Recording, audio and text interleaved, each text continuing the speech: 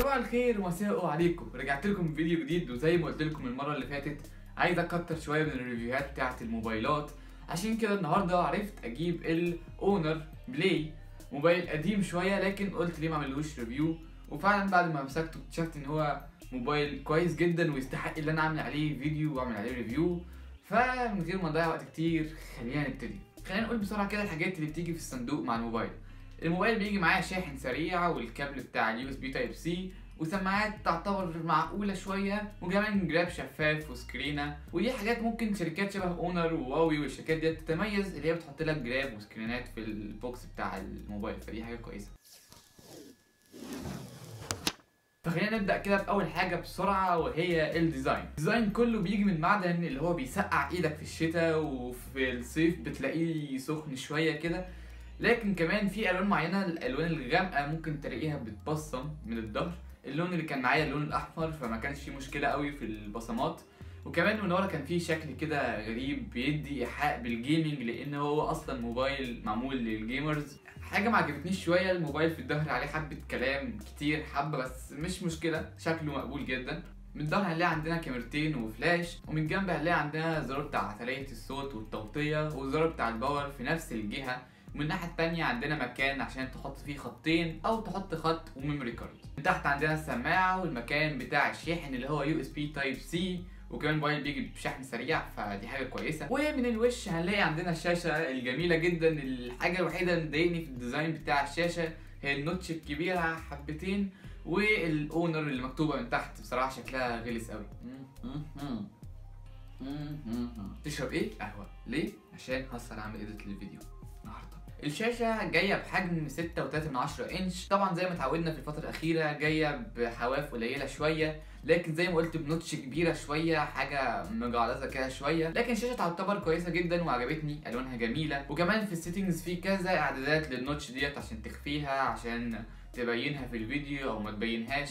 في اعداد كتير جدا للنوتش، والوانها كانت كويسه جدا بالنسبه لي، ما كانتش فيها مشاكل كتير. بالنسبه للشاشه في حاجه مش كويسه فيها، ان هي مش بتيجي بطبقه حمايه، فده بيخليها معرضه للكسر اسرع. نيجي بقى للاداء، وديت اكتر حاجه الموبايل المفروض بيتميز بيها. الموبايل بيجي بمعالج كيرين 970، ودوت يعتبر معالج جامد جدا يعني من شركه واوي، وبيتحط في كذا موبايل من الفئه العاليه. كمان بيجي ب 64 جيجا بايت مساحه تخزين، و4 او 6 جيجا بايت رام. بطريقه ما الموبايل دوت بيشغل الالعاب كويسه جدا، خصوصا لو انت بتحب لعبه ببجي. الموبايل دوت بيشغل اللعبه ديت بطريقه مميزه اكتر عن بقيه الموبايلات، بحيث ان في كذا اعدادات كتير جدا للناس اللي بتحب تلعب. اعدادات في الاصوات تخليك تسمع الاصوات من حواليك، مش من الموبايل بس، يعني تحس ان صوت الرجلين حواليك. في اعداد تاني مثلا شبه ان لو في نوتيفيكيشن جات لك وانت بتلعب مثلا ما تظهرش تعطلك عن اللعبه. هكذا في المكالمه، لو في مكالمه جت لك ما تعطلكش عن اللعب، ممكن ترد وانت بتلعب عادي. كمان في اعدادات بتخليك تحس بفايبريشن، شبه الناس اللي بتحب مثلا تلعب بلاي ستيشن اكيد عارفه ان ساعات ممكن تحس بفايبريشن في الدراع بتاع البلاي ستيشن.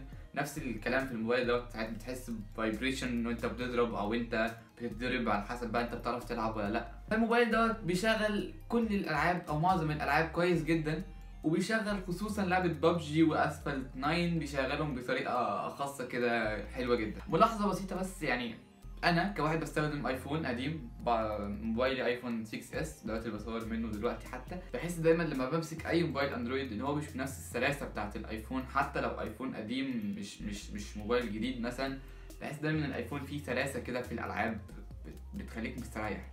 انا بس بقول اوكي، مش بهاجم حد ولا بقول ان في حاجه احلى من حاجه. نيجي للكاميرات، والموبايل من ورا فيه كاميرتين، واحده 16 ميجا بكسل وواحده 2 ميجا بكسل.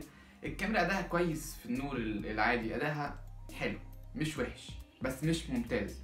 ولما الاضاءه تبدا تقلل شويه بتحس ان في نويز كتير في الصوره مش بتبقى احسن حاجه، لكن حلو لان الموبايل دوت مش معمول للناس اللي بتحب التصوير، بل معمول للناس اللي بتحب تلعب.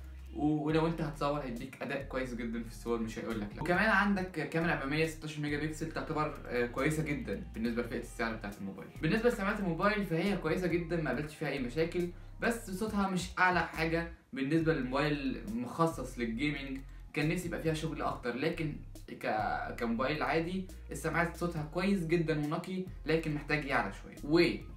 الموبايل فيه مدخل للسماعات. الكاميرا الخلفيه بارزه شويه عن الظهر بتاع الموبايل، فده بيخليها عرضة اكتر اللي هي لو وقعت تتكسر او تتخربش او اي حاجة يحصل لها.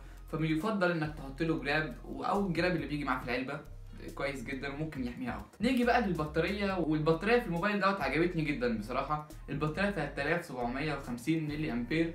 لو انت بتلعب هتقعد معاك 4 ساعات 4 ساعات ونص، ممكن 5 ساعات كمان. فدي تعتبر بطاريه كويسه جدا بالنسبه للبطاريات التانية. انت كمان لو مش بتلعب وقاعد عادي الموبايل ممكن يقعد معاك اليوم كله بمنتهى السهوله. اخر حاجه، الموبايل دوت نزل من زمان شويه، فدلوقتي بقى ليه منافسين كتير شبه الريدمي 2 برو اللي انا لسه عامل له ريفيو الفيديو اللي فات، تعبت فيه وما جابش فيوز خالص مش عارف ليه، وزي البوكوفون وزي كذا موبايل تاني. فهل تفتكر الموبايل دوت بينافس الموبايلات التانية، خصوصا الموبايلات اللي لسه نازله جديد شبه الريدمي 2 برو نازل ب 8 جيجا بايت رام؟ اظن ان التلاته هيدوك اداء متشابه، لكن كل واحد هيتميز بحاجه.